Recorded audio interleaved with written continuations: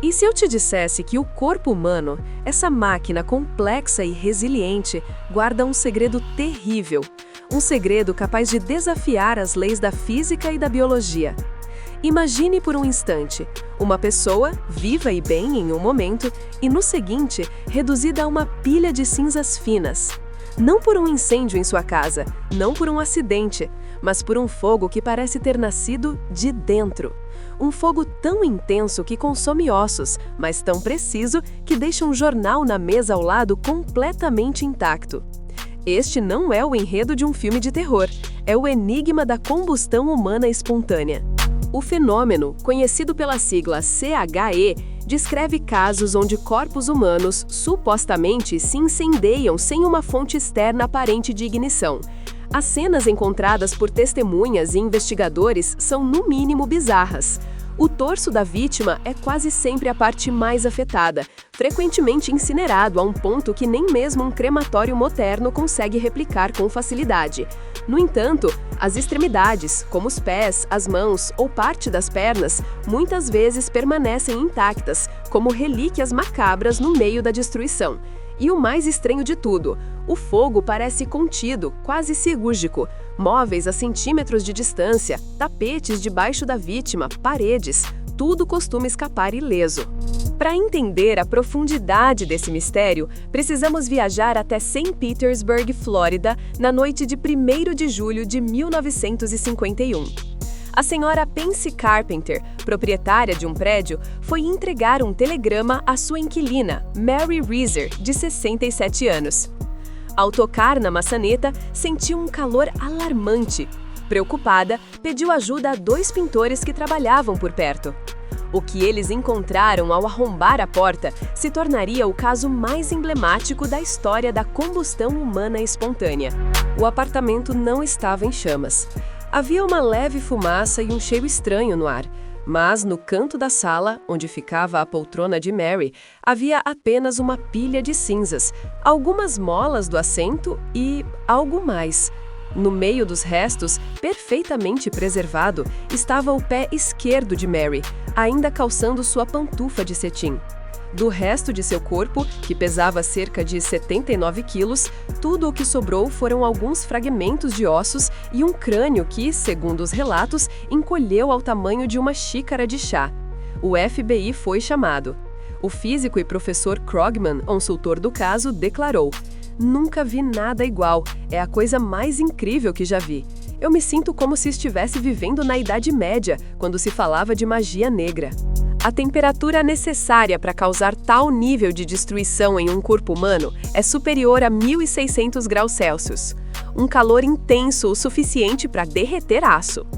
Como um fogo dessa magnitude pôde se concentrar em um único ponto sem incendiar todo o apartamento? Os investigadores não encontraram nenhum acelerante, nenhum sinal de curto-circuito. Mary era fumante, mas seria um cigarro capaz de gerar um inferno tão localizado e tão poderoso? O caso de Mary Reeser foi oficialmente registrado como morte por incêndio, com a vítima tendo adormecido com um cigarro. Uma explicação que, para muitos, parece tão fina quanto a fumaça que restou naquela sala. E este não é um caso isolado. Em Coudersport, Pensilvânia, dezembro de 1966. Um funcionário da companhia de gás, Don Gosnell, foi fazer uma leitura de rotina na casa do Dr. John Irving Bentley, um médico de 92 anos. Ao descer para o porão, deparou-se com um cheiro estranho e uma fumaça azulada. No andar de cima, encontrou um buraco no chão do banheiro. E através desse buraco, ele viu o que restava do doutor. No porão, diretamente abaixo do buraco, havia uma pilha de cinzas. E no banheiro, ao lado do buraco, estava a perna direita de John Bentley, do joelho para baixo, intacta. Seu andador de alumínio, que estava ao seu lado, havia derretido parcialmente.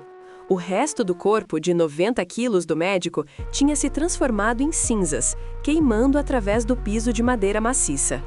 Mais uma vez, o resto do cômodo estava praticamente intocado, apenas coberto por uma fuligem oleosa. A causa da morte? Asfixia e 90% do corpo queimado. A fonte do fogo? Desconhecida.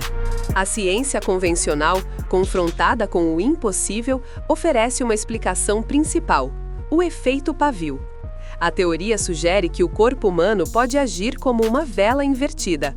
A roupa da vítima serve como o pavio, e a gordura corporal, derretida pelo calor, age como a cera, o combustível. Uma pequena fonte externa, como um cigarro caído, poderia iniciar um processo de queima lento e contínuo, que se autossustenta por horas. O efeito pavio parece plausível.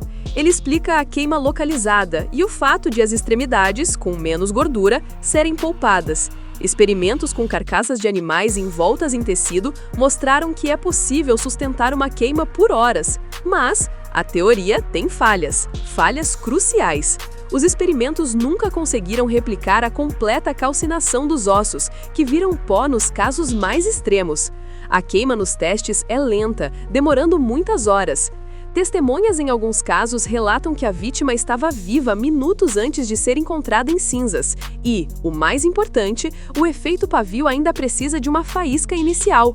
E em vários casos, nenhuma fonte de ignição foi encontrada. Se não é o efeito pavio, então o quê?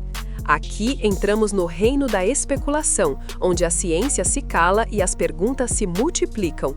Uma das teorias mais exóticas fala de uma anomalia nas mitocôndrias, as usinas de energia de nossas células.